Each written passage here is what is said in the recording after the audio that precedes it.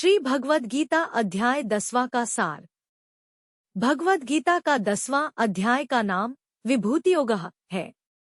इस अध्याय में भगवान श्री कृष्ण द्वारा अपने विभूतियों का वर्णन करते हैं। भगवान कहते हैं कि उनकी विभूतियां अनंत है और उन्हें समझना असंभव है। वे सभी देवताओं, प्राणियों, प्राकृतिक तत्वों और जीवों में परिपूर्णता का स्रोत हैं।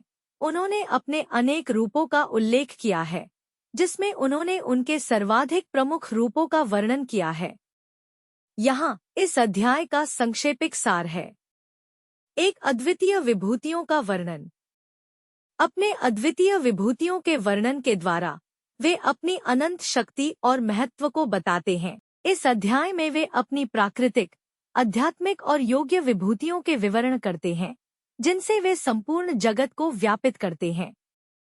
भगवान श्री कृष्ण कहते हैं कि उनके रूप को समझना संभव नहीं है, क्योंकि वे सभी वस्तुओं के अध्येता, संचालक और निर्माता हैं। उन्होंने अपनी अनेक विभूतियों का उल्लेख किया है, जिनमें उनके सर्वाधिक प्रमुख रूपों का वर्णन किया गया है। उन्होंने कहा है कि संपूर्ण जगत उनके विभूतियों के द्वारा ही उन्हें जान सकता है और उनके संपूर्ण रूप का अनुभव कर सकता है। भगवान श्री कृष्ण के वर्णन से स्पष्ट होता है कि वे संपूर्ण जीवन का अंतिम और परम उद्देश्य हैं और उनके अद्वितीय रूप को समझने के लिए अच्छाई, धर्म और न्याय के साथ भक्ति और समर्पण की आवश्यकता है। इस प्रकार इस अध्याय में भगवान श्री कृष्ण अपने अद्वितीयता और महत्व का महत्वपूर्ण विवरण प्रदान करते हैं। दो विभूतियों का वर्णन। यहाँ उनके द्वारा उनकी विभूतियों का संक्षिप्त वर्णन है। एक आदित्यानामः। भगवान कहते हैं कि उनमें आदित्यों, सूर्य का स्वयं उपस्थित रहना है। दो विश्वरूपम। भगवान का यह रूप सभी दिशाओं में प्रस्थित है। तीन मरीचिर्मरीचिना।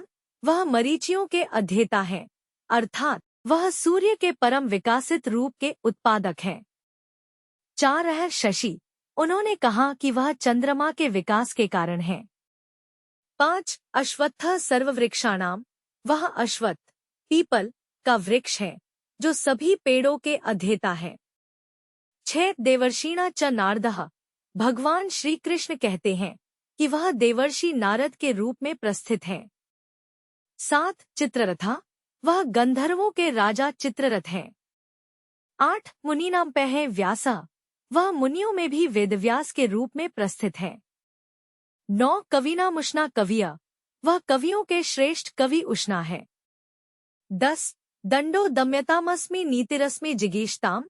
वह शासन के लिए दंड है, युद्ध में विजय पाने के लिए उनका अर्थी होते हैं और उनमें नीति भी है। 3 भगवान श्री कृष्ण अनंत रूप का वर्णन।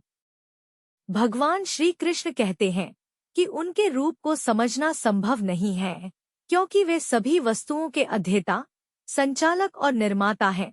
उन्होंने अपनी अनेक विभूतियों का उल्लेख किया है, जिनमें उनके सर्वाधिक प्रमुख रूपों का वर्णन किया गया है। उन्होंने कहा है कि संपूर्ण जगत उनके विभूतियों के द्वारा ही उन्हें जान सकता है और उनके संपूर्ण रूप का अनुभव कर सकता है। अध्याय 10 में भगवान श्री कृष्ण अपने अनंत रूप के विशाल और अप्रतिम विस्तार का वर्णन करते हैं। उनका रूप सूर्य, चंद्रमा, आकाश, भूमि, पर्वत, विश्व, गतिक, यज्ञ, सम, बृहस्पति, रुद्र, अग्नि, व्यूहरूप, आदित्य, वायु, यम, सोम, वरुण, प्रजापति, ब्रह्मा, धाता, विष्णु, अश्विनी कुमार, मारुत, उग्र, विक्रम, ब्रह्मा, ब्रह्माचारी, नियम, यज्ञ, स्वधा, वशु, क्रोध, वसुविभाव, सोम, प्रभव, अमृत, ईशान, प्राण, प्राणाधारक, जय, सत्य, धर्म, श्री, विभव, तेज, तेजस्वी, यश, तेजोमय, प्रजाधिप, पशुपति, पशुपतिर्विभूतियों के रूप में प्रकट होते हैं। इस प्रकार भगवद गीता के 10वें अध्याय में भगवान श्री कृष्ण अपने अद्वितीय विभूतियों का वर्णन करते हैं, जो संपूर्ण जगत में उनकी महिमा को दर्शाते हैं और उनके भक्तों को उनकी अद्वितीयता का